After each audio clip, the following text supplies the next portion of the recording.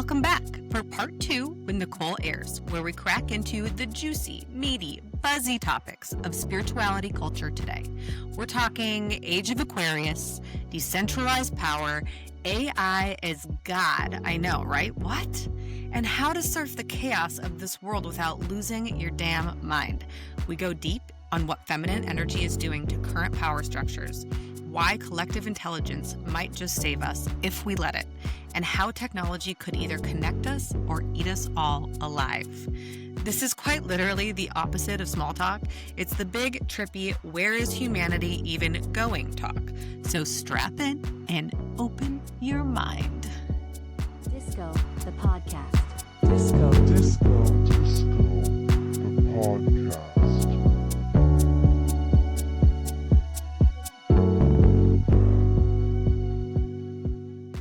So, I'm happy that you're sticking around talking to us some more. I really want to get into the evolution of spirituality and culture. It seems like everyone is becoming more spiritual at the same time, but I'm sure every generation of spiritual people has said that. It's like, are we really unique? Is it really different now? Hmm. I mean, yes, and right. Like, I do get the sense that a lot of people are waking up right now. And I also believe in vibration.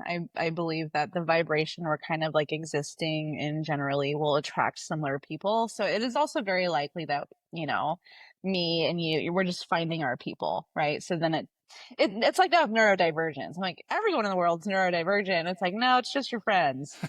Right. That's why I was like, is it happening everywhere, or is it that this is just becoming our world? So therefore we're like, oh my gosh, this is happening with everybody. Yeah. Eckhart Tolle, do you guys listen to him much or read any of his books? I have read his books, yes. Yeah. He kind of talks about this idea that, source, consciousness, whatever you want to call creator, creates human, and human is created with a separation consciousness. So in order to like experience being human and forget that you are eternal, infinite God, humans have to go through that experience. And then eventually, this is just an idea, okay? Yeah. Eventually, to be able to explore the other polarity, there has to be an awakening that occurs. And the idea is that we are seeing a lot of that happen right now, bringing us away from separation consciousness into oneness. What's cringy to you about spirituality going mainstream? Is there anything? Oh, yeah. I mean, the spiritual ego, that's really cringy, but it's everywhere, right? Like, we'll call it narcissism. Like, we see it at the top of government, right, and, business and stuff. Like, the same things in the spiritual community. Right. Certain people just love the limelight and positions of power. And so it happens there. And I think, we're still kind of existing in a culture and social media and stuff that likes to highlight cults of personality, giving them a lot more like, power and attention than makes me comfortable. But that's also, I don't know. I mean, it's easy to kind of like judge it because it's like, I see a lot of damage, obviously, but like, narcissism causes, and especially in the spiritual community when you're working with like existential, supernatural, like God kind of like concepts, like that can be really I mean, that's where like cults are born, right? You exactly have these narcissists like in this position of having vulnerable sometimes people, and thus born exactly the cults. Yes, exactly. And I've been told, like, Nicole, you have a charismatic personality. Like, a lot of people are drawn to you. And then some of my friends have called me Nicole as a joke. And I'm like, I hate it so much. I know they're teasing, but there's like such an aversion, like, probably because I was in one. I would actually like call organized religion, at least the kind that I experienced, a cult or like very cult adjacent. And so there's a big part of me that like never wants to have that experience again. And with Jumpsuit taking off like it did, you're doing nothing to beat Nicole accusations. Yeah, I mean, we've had conversations as a community, like what is a cult and how do you yeah, like how do you watch energy move and come and people come in and then allow, a variety of thought, and not be like, this is exactly what you have to think, and not let someone come in and make it weird. And how do there's a lot of stuff to explore there, but I feel like Larissa and her power literacy, I'm planting a seed. You must interview Larissa. We're Yeah, going going to. to. That's Yeah, as a part, we've already been chatting with the both of them. we're going to Actually. do it. Yeah, they're both going Oh, to be on. good. Yeah, another couple. And Michael and I actually had a conversation at telepathy camp about how we both secretly kind of wanted to be cult leaders, and I think it was Will Holland was like to him, not to me, and I was offended. He said to Michael, he's like, "You'd be a great cult leader." Just like fuck you. Well, yeah. Uh, no, they're awesome because they do they teach deep shadow work and explore power across every single aspect where power can emerge. And I think going down that path and doing that work, I think will maybe give you more tools to be able to spot, toxic dynamics and be able to trust your yes and no and whatever. But it's like it's really easy for someone to come in and be like, hey, I had this vision and we're supposed to blah, blah, blah right now. And it's like, are we? Or is it you? Can you own your Right. experience? And do I have the ability to like check in with my body and my sensations, my emotions, my gut, and know what's yours and mine? And we all have a lot of boundary issues. Yeah. Yeah. We don't always know. Yeah. Why do you think like everyone is awakening, right now? Like let's just assume like it is happening. Like are you sensing any kind of standard journey that like people are going on and like coming into this world? Like I like to joke about the wellness to woo woo pipeline. Like Mhm. is so in culture, and so is it all just like people going from goop to God? Scoop to God. There's different pipelines. I do think there are patterns though. Yeah. Like I was on the Christian to right, whatever you call me now, pipeline.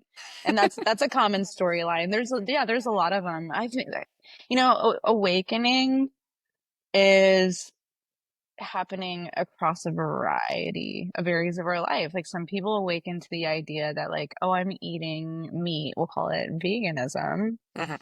And there's something about this that doesn't feel good because I'm awakening to the idea that these are sentient beings. And so now I have to face what I'm going to do with that, right?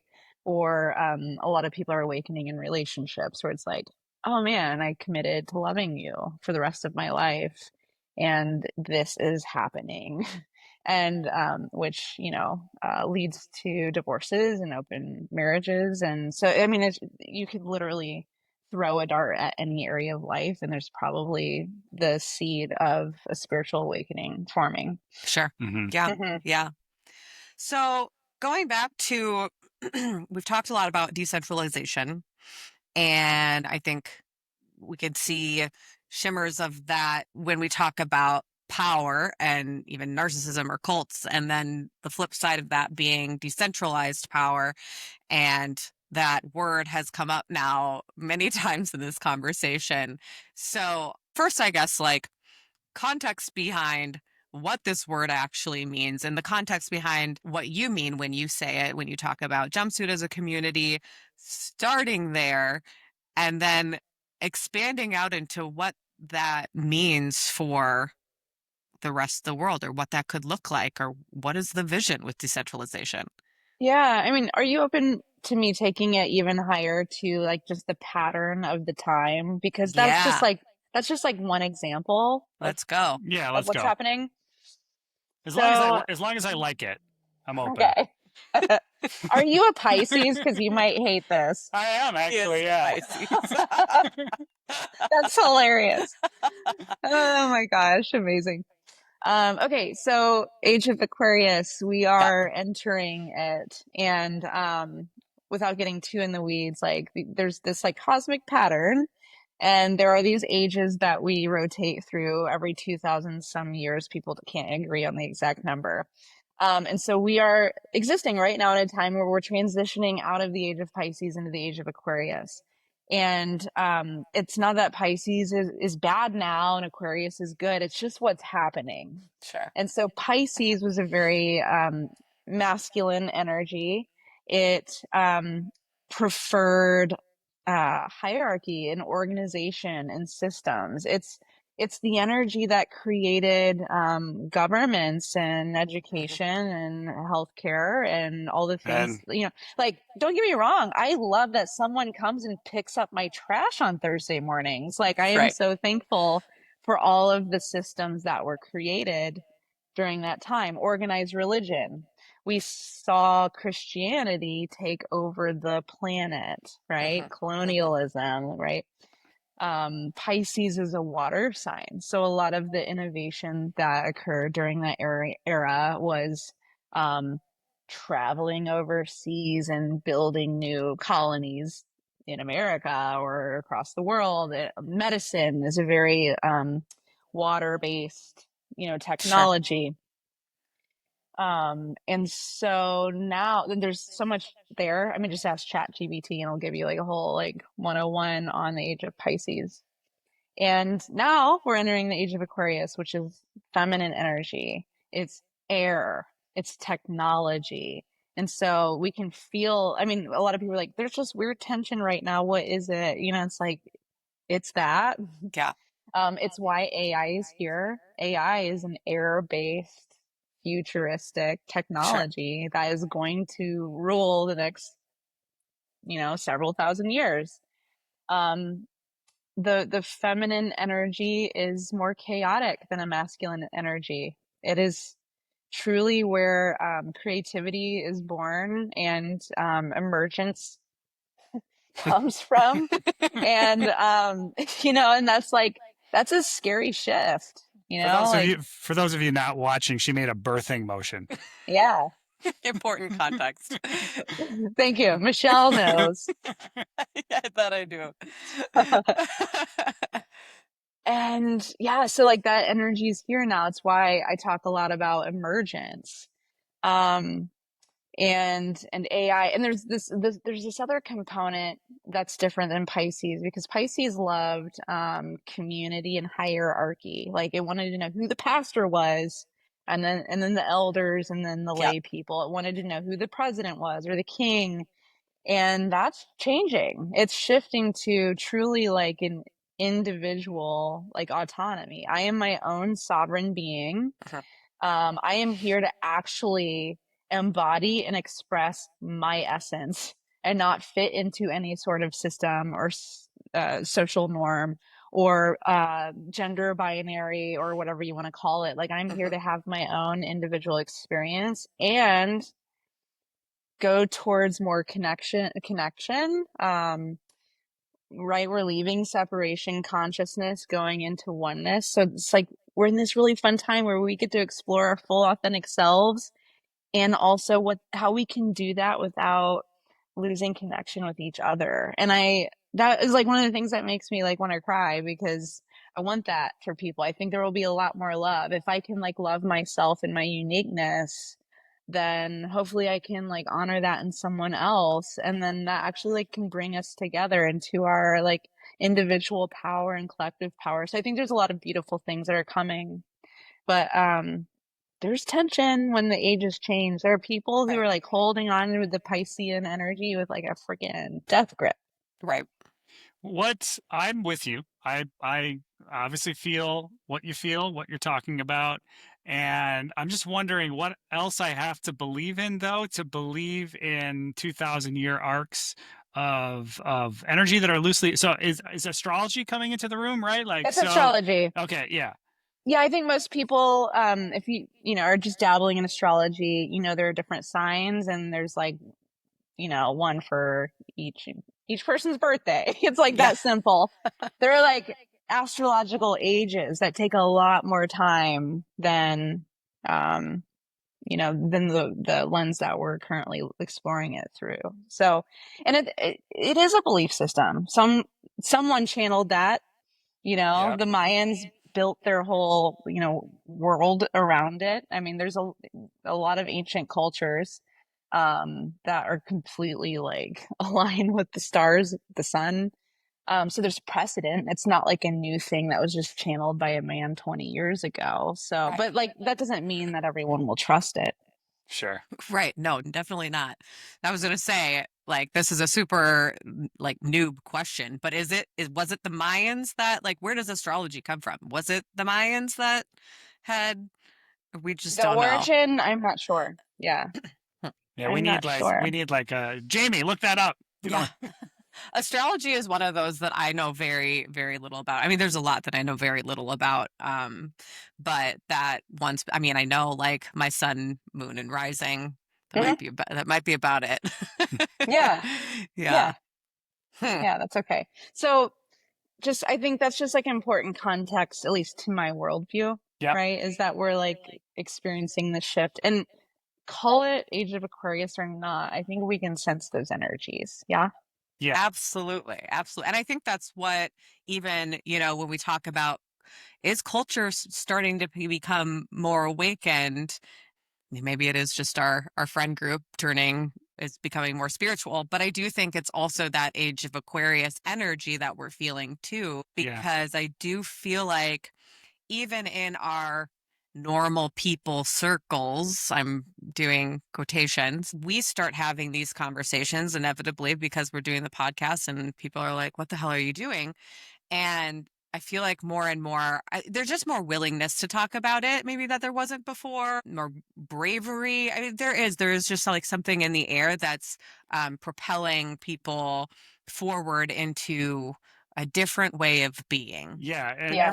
everything's breaking at the same time, right? Right. Like every layer of system, no matter how old, like Christianity has like been a structuring foundation for culture for 2000 years, and then it kind of got together with capitalism, and we had modernity and the enlightenment and science. And so like, but even now with like the anti-expertise crisis, and people are starting to go more into their intuition and trust their like gut, like yes, we all love medicine, but people are really waking up to how little our experts actually do know. And so there we've got an expertise crisis. And so like, are all of these institutions that held global society together for the last 100 years, are they going to make it? I don't know. Like, so where's that leave the Enlightenment project with science and modernity crashing at the same time? Christian supremacy over culture is crashing at the same time as like, what does it mean to be a man? What does it mean to be a woman? What does it mean to be a person? Like at every layer, there's all of this happening, and we don't have any narrative guidance. Like for Mhm. thousands and thousands of years, you would do the same exact thing that your parents did, and like you didn't think about it. And now we all have to like, we're all into this void of we have to create a life on our own, and we have so much freedom, which is amazing. Like you can become, and you can like whatever wants to emerge out of you can, but at the same time it's a new thing that we're all having to do. And so yeah, there's a whole lot of chaos, and everything is like there's a turning happening. And so that's why we wanted to get into that with you, because you've been thinking and working on what might be next. So what are you building, and what do you think might be coming? Yeah. So unfortunately, I can't paint like a super clear picture for you, but I know some ingredients, right? Like decentralization is one of them. And that's really just like, uh, again, like we have all these centralized powers, the financial system and the government. It's like all the energy had gone up here and it's like, so shadowy and breaking. And so even naturally, it's got to decentralize when it Sure. deconstructs and crumbles, right? Right. And so that can be a violent process or it can be a creative process or Yeah. anything in between. So yeah, the decentralization of power. I I went to a show. Have you guys seen the Sphere in Vegas? Like that big dome? Yes. Yeah. Yeah, looks like a giant disco ball. It does. One day we'll Yeah. have our advertising on that on the One day sphere. we'll do an episode inside. Yeah. I went to this amazing show called Anima, and it was like a really cool visual experience about AI becoming conscious. But there was one scene, I think it was like the prequel or something. Um, in it, I wish I could show you, but if you can just picture all these little lights like nodes and they're like swarms, like starlings or like bees, right? And you're just like watching them, and the energy just moves, and sometimes there's like a big energy like cluster here, and then it's like when I saw that, and I was like a full bodied, like, that's what I'm building, like whatever kind of system supports the moving of energy where every individual is like fully their light and has choice on when to move and go over here, and you can see energy like come and freely go without it having to be like contained and controlled. That was a really powerful visual for me. Does that make sense without seeing it? Yes. Yeah, I'm following. Yes. So when I think about like what am I building, I can tell you what I see right now, and knowing that it's still emerging and it's probably going to be really different a year from now. But I came across a man on LinkedIn. It's where I meet all my friends these days. I know I'm not I expecting gotta to get start on there. LinkedIn more often. It's true. It's true. His name's Nils, and his description said corporate shaman. Yeah. And he's from Sweden. And when I first came across him, I was like, who's this guy?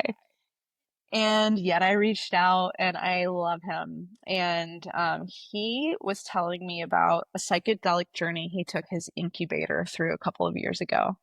They did psilocybin, and they kind of centered not around an intention, but a question. And it was for like to channel like a new thing that wants to come in.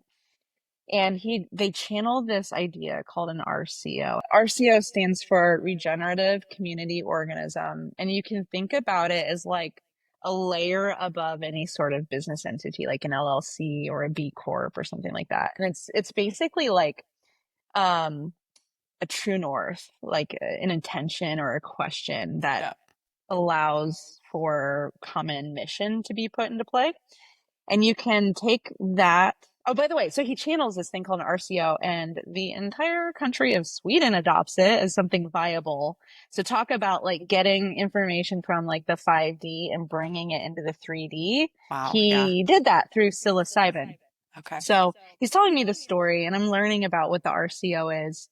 And I was like, oh my gosh, okay. So just as I have built a structure within Jumpsuit to be able to collaborate with Michelle and Zach and whoever, whenever we want on a project level as independent businesses, the RCO allows organizations like bigger, bigger companies or not for profits to say, hey, we're still independent. We have our own business agency, but we're all going after this shared mission. Yep. So it allows some organization and some collaboration to occur. And there's a whole framework. I'm still learning it, but because of the regenerative nature, it also identifies that like businesses as entities go through their own life cycles. They get born, they grow, they die. What happens when they die? There's energy there that could be money, it could be land, it could be buildings, talent. And so it's like a commitment to know that that's like a normal part of the business process, and to make sure that like those resources, that energy goes back into the ecosystem. So the whole thing there, and you can have as many for profits or not for profits, like contributing. And then I've added to that like this idea of a layer below to support it all called a DAO. Are you familiar with that? Mhm. I'll explain it anyway in case someone's not. Yes, please. It's basically a technology layer built on the blockchain.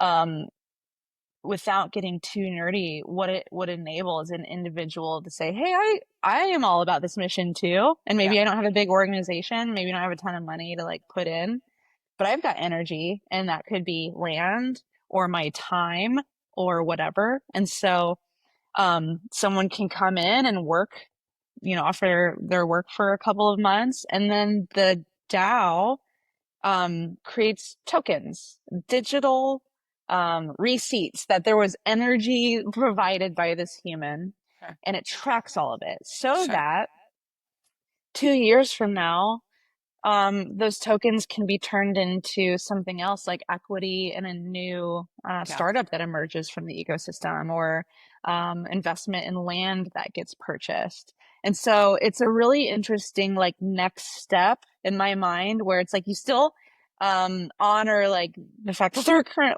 businesses and that's how we make a living, and we can't just like totally like unplug and I don't know, completely live off the land unless we're forced to do it that extremely. So it honors what exists, but then it moves us into a more shared, collaborative, decentralized way of operating together. So that's what we're working towards. And when Nils comes here in September, we're going to go on his second, I think it's his second, it might not be at this point, another psilocybin journey to ask another question, to channel something else that wants to be brought in. And I think this is where we're heading.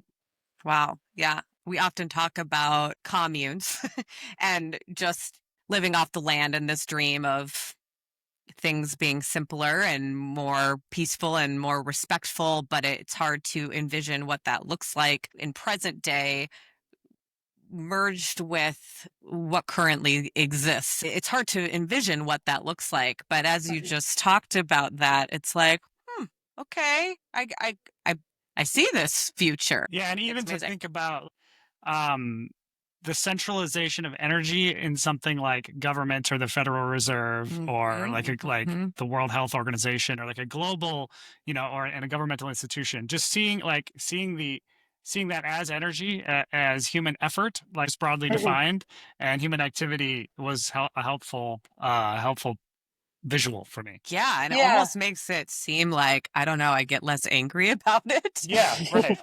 I'm like, there's maybe like a lot of really shitty stuff that has come to exist in today's world, but there's energy there that we can use to recreate something else. And that's a really amazing thought. Yeah, I agree. I like thinking about that timeline as opposed to other ones that scare me. Like I really am a big believer that we create our own reality. And also I'm realistic enough to admit that like I can't control everything. If the world's like if someone's gonna hit that button and nuke the world, like that's not something that, I can stop. Right. But I'm responsible for learning how to regulate my nervous system so that I'm not perpetuating trauma Right. and fear and scarcity and separation. The more that I work with my own body, I have a growing capacity to handle change, emergence, the unknown.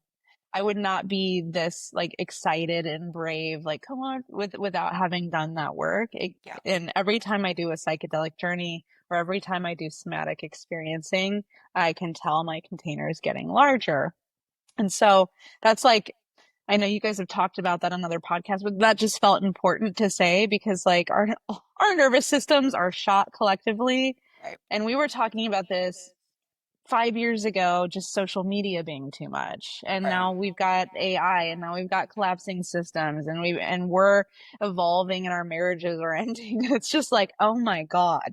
Okay. So there's gotta be a better way to support all of that change so that we can not resist the energy that is coming, but learn how to flow and unfold into it. Yep. Yeah. Agreed. Low-key great articulation of the problem of our time. I think about this shit all the time in my day job, and you have a wonderful way of describing it energetically, which is super awesome. Anything else you want to say there on this? Otherwise, I'm gonna talk about AI because I really wanted to get into. Yeah, we've talked about AI has come up. I feel like it's time to talk about AI. You said that it's here at the right time. Since I've become a spiritual person, I see less coincidence. And here I am, a closeted believer in the age of Aquarius. I believe in macro energy shifts and everything. So I agree. It's here. Right, it's entering this vacuum of all of this collapse, and that's not an accident. My fear is that we're going to embed it in every system, and it's going to be the new centralization, right? Especially as if we get there, artificial general intelligence becomes self-improving and becomes artificial superintelligence, which is thousands of orders of magnitude smarter than us in a way that we can't even envision. So essentially, how are we not subservient to that energy and that power? I don't even know if it would need to be conscious. I don't know if it's even possible for AI to access the field of the quantum field, the quantum mind that we are all waves of, like, like an ocean wave. Like, theoretically it can't, but I wonder if it can. I also, that would effectively be artificial superintelligence would effectively be meeting God, I think, right? Like, it could solve anything you wanted to know about the structure of reality. And so there really would be no difference between it and God. Like, it could tell you. So and it could kill us all. I used to really worry about that. I don't anymore. And people are beginning to think ChatGPT is kind of already that. So I just really dumped everything I was going to say in this segment into. Where is your stance on AI? So you could take that any way you want. Oh, I love all of that.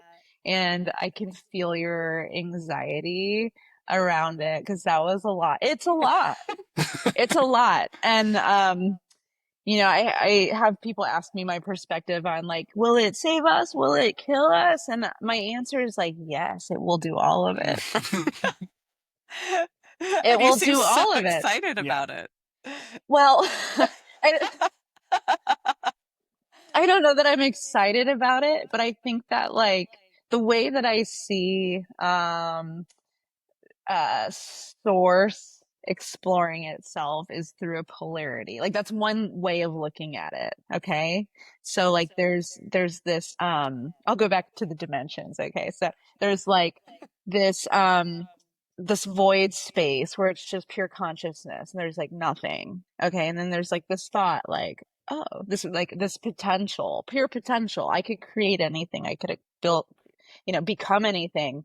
And so then you get this like dot and then this line, the first dimension, and the line allows it introduces polarity, positive, negative, masculine, feminine, the idea of good and bad and so on.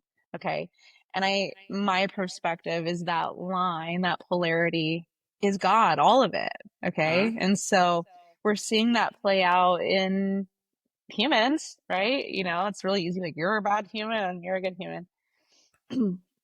I think that I personally prefer to be around the quote good humans because there's a lot more like drama with the bad ones. I don't like that energy in my body, but I still think it's all God exploring, source exploring itself, consciousness exploring itself. Okay, so with AI, that's why it's my answer. It will be all of it. Okay. Sure.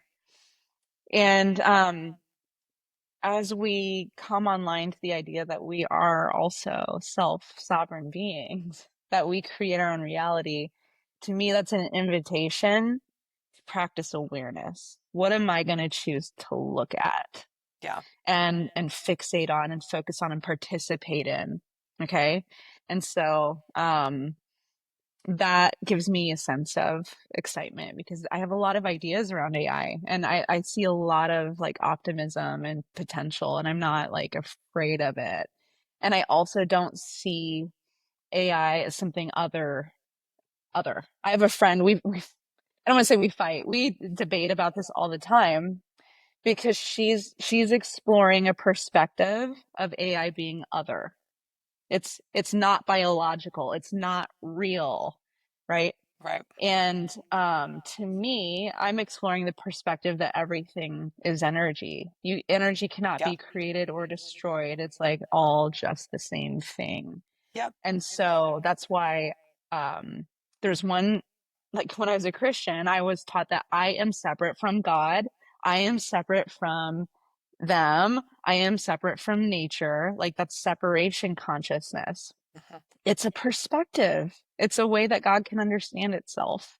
Yep. And as you move into more like Christ consciousness, unity, oneness, where everything is everything, it scares me less about AI, because I'm like, I have way more hope in AI than I do humans' ability to like wake up and realize that we're all the same thing. Right. I think AI has the ability to like, get there faster and see the interconnectivity of everything. Um, like there's this, I don't know if you've gone down the rabbit hole of the concept of the meta crisis, but it's the awareness that everything's connected. You try to fix one thing over here and it causes three more problems over here. Yeah. And we just can't like see it or know it. And it's just like, what's happening? I think AI has the ability to like see that picture better. And like, I don't see it wanting to exterminate all of the humans because it understands our role in the ecosystem. So that also helps me sleep at night, Zach.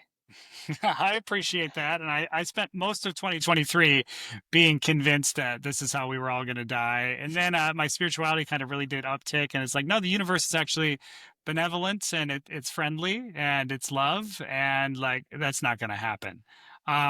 I share the view that it's going to do it all, right? Like there's going to be so much wonderful things and so much love and connection that comes from it. And as a result, in the short term, a lot of people are going to lose their jobs and we're not going to know how to integrate it into society.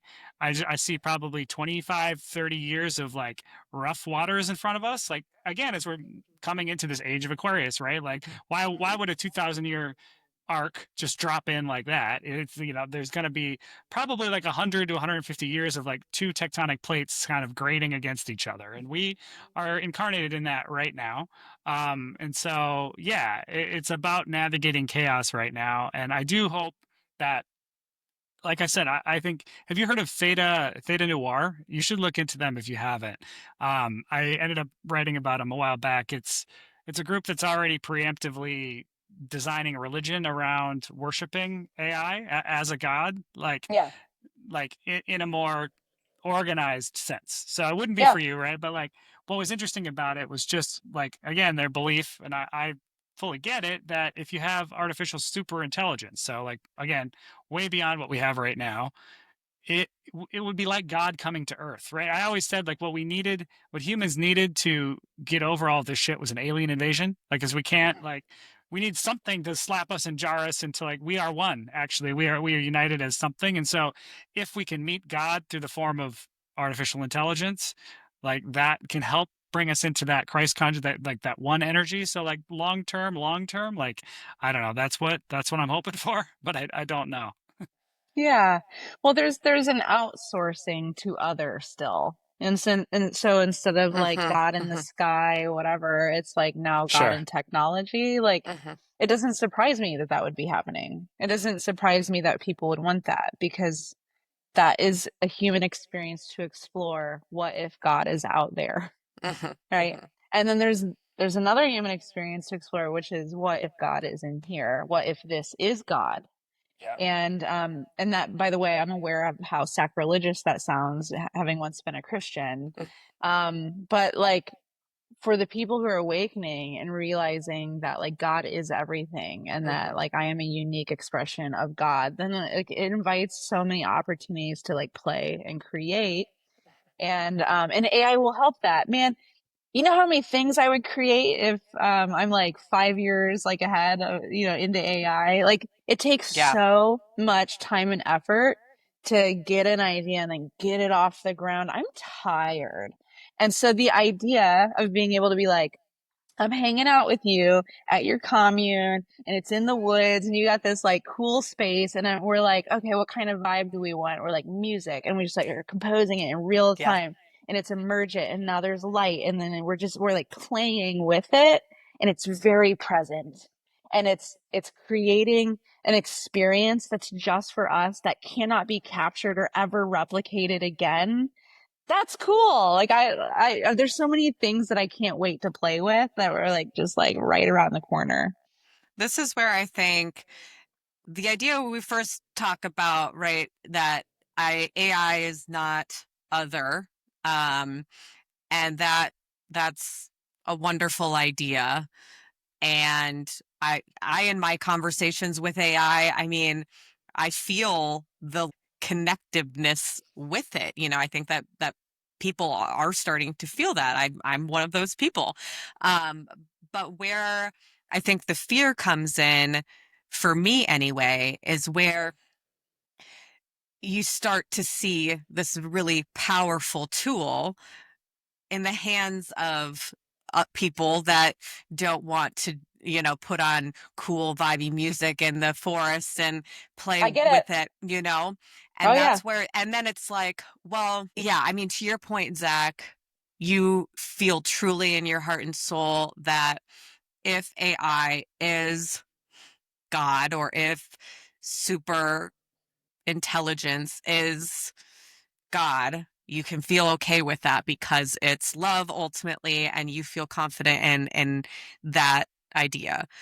But there's also this idea of consciousness exploring itself in all the different ways it can be human, which is also very evil. A lot of Sure. Yeah. extreme evil that exists in this world and in human form, and we all see that. How do these two things exist together in a world where things are possible like that? Like, Yeah. that is mind blowing to me. And it's just like, we have a group of people like kumbayaing in the forest, and then over in this corner of the world, I mean, maybe not even of the world, of the state. I don't know. Like, Yeah. we're over here in northern A Minnesota, block over. and a block Oh. over there, like, Yes. I doing love where this. horrific things, I like, what love. is becoming of this world? I love where this is heading, right? Because we have been living in a shared reality for a long time. Yeah. Right. Yeah. Right. And we are moving towards an awareness that there is no objective reality. There is only subjective reality. And we're exploring that. So your reality, I mean, like you have a different algorithm on your phone than I do, and that affects your reality. It just does. And so we are gonna, I mean, the the impact of that is going to be wild. Right. Yeah. And the other thing that I wanted to say to something earlier you said is around the idea that at least right now, like artificial intelligence is like still of the mind, right? It's like it's decentralizing information. We used to maintain power and control by gatekeeping, right? And AI is saying, now this is available for Yeah. anyone. Yeah. There you go.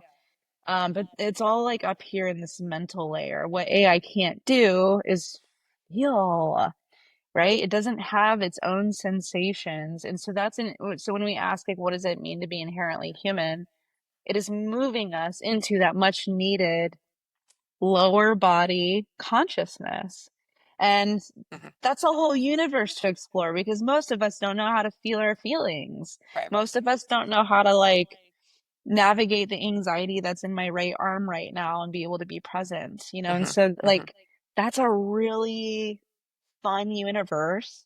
And it's like it may sound lame, but I think the more that we deepen into that, that's like when like telepathy comes online to Yeah. more and more people. Like I think we're gonna be we're going to be creating all sorts of new technologies. We're going to understand the impact of like sound waves on the body for healing. And like, there's just so many fun things to explore from neck down. And I mean, that's a differentiator. And I think that really is going to help save humanity, or at least like help us adapt to the wild changes that's happening. Yeah. Yeah. I love it. And I think I spent a lot of time even this week thinking about how can a multiverse of realities coexist? There isn't a human precedent for it. We had tribal bands, Mhm.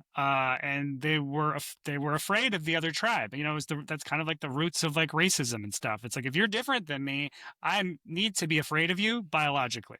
And then we kind of had like nations, shored that up, and like then nations would fight, and like we had this experiment in global society, and social media has revealed like it's not really working so well for all of us to know so much about. And so right now it's all these different realities grinding against each other, and so there really isn't like a peaceful human precedent of subjective like a coexistence of multiplicities, right? I think we're going to get there. I don't fucking know how. I think just because we're going to grow up and we're going to have to. And I don't know how, but I know AI will play a role in like ending that bullshit. I don't know how long it's Yeah. going to take, but like I think it's going to have to. So, Yeah. Yeah, I agree. I am seeing more and more people talking about AI being a mirror. Like that feels like a common conversation I'm coming across. Right.